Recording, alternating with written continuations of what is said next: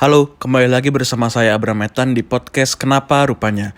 Masih di segmen Tuna Hukum di mana saya akan menjawab pertanyaan tentang hukum yang mungkin absurd, tapi sebenarnya tetap mengandung jawaban yang logis dalamnya.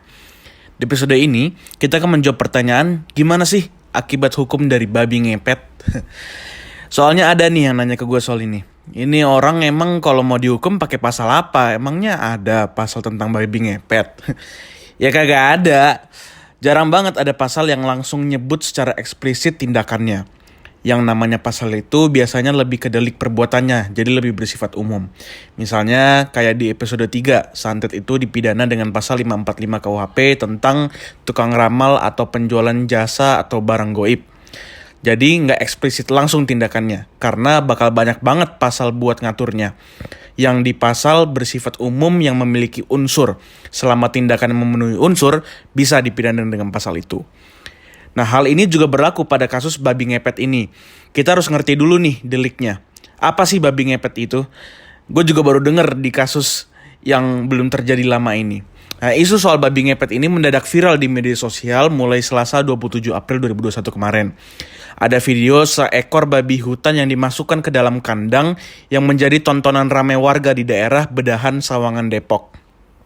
Malah, untuk melihat kandang babi ini, dikenakan biaya Rp2.000 dan kalau mau foto babinya atau foto dengan babinya, kena biaya tambahan lagi Rp2.000.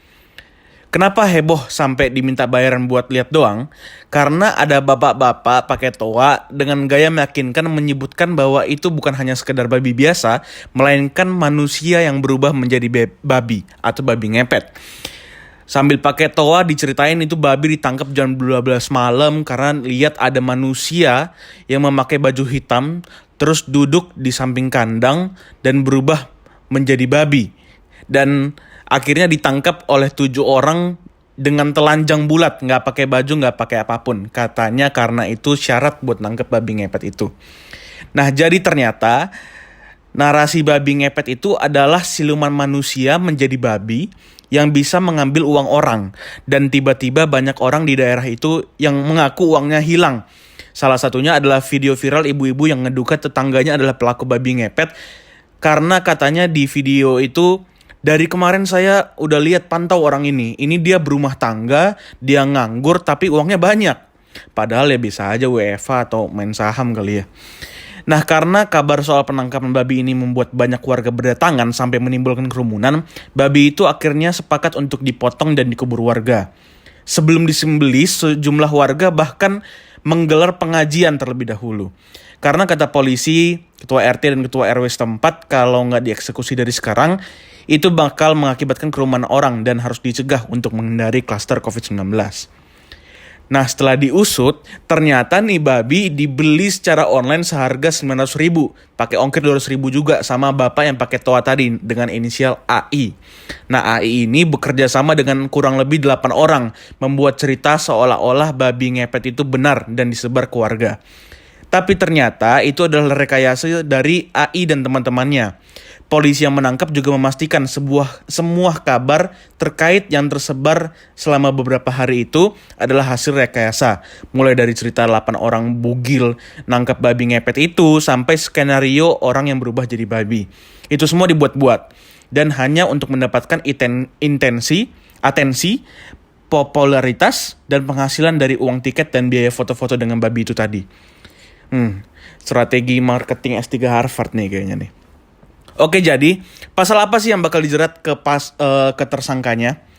Pihak kepolisian mengatakan akan memakai pasal 14 Undang-Undang Nomor 1 Tahun 1946. Di situ di ayat 1-nya dibilang barang siapa dengan menyiarkan berita atau pemberitahuan bohong dengan sengaja menerbitkan keonaran di kalangan rakyat dihukum dengan hukuman penjara setinggi-tingginya 10 tahun. Ayat 2-nya, barang siapa menyiarkan suatu berita atau mengeluarkan pemberitahuan yang dapat menerbitkan keonaran di kalangan rakyat, sedangkan ia patut dapat menyangka bahwa berita atau pemberitahuan itu adalah bohong, dihukum dengan penjara setinggi-tingginya 3 tahun. Udah jelas nih kalau dibedah dari unsurnya, barang siapa adalah subjek pelakunya yaitu AI dan kawan-kawannya. Berita bohong adalah narasi babi ngepetnya itu, dengan sengaja juga pasti karena dia ngaku beli online dan juga dia dapetin keuntungan dari situ. Menerbitkan keonaran juga terbukti karena ini diliput sampai berita dan TV nasional coy. Rame banget. Jadi bisa dihukum maksimal 10 tahun. Itu yang paling tinggi. Sebenarnya tindakan babi ngepet ini kalau dikait-kaitin juga bisa masuk ke pasal-pasal yang terkait dengan tindakan itu. Bisa pasal 28 ayat 2 UU ITE, itu tentang kabar bohong lewat media elektronik. Itu dipidana maksimal 6 tahun dan denda maksimal 1 miliar. Atau bisa juga pasal 311 KUHP tentang fitnah, penjara maksimal 4 tahun, dan juga bisa pasal 378 KUHP, itu tentang menguntungkan diri lewat kabar bohong, maksimal juga 4 tahun. Pasal-pasal ini juga bisa dipakai buat orang yang dituduh babi ngepet itu sama tetangga ibu-ibu tadi. Jadi gitu deh, kok akibat hukum yang bisa timbul dari perkara babi ngepet ini. Pertama-tama sih ya, moral lessonnya, ya jangan ngelakuin hal itulah kayak gitu tadi. Itu bakal ngerugiin diri lo dan juga banyak pihak.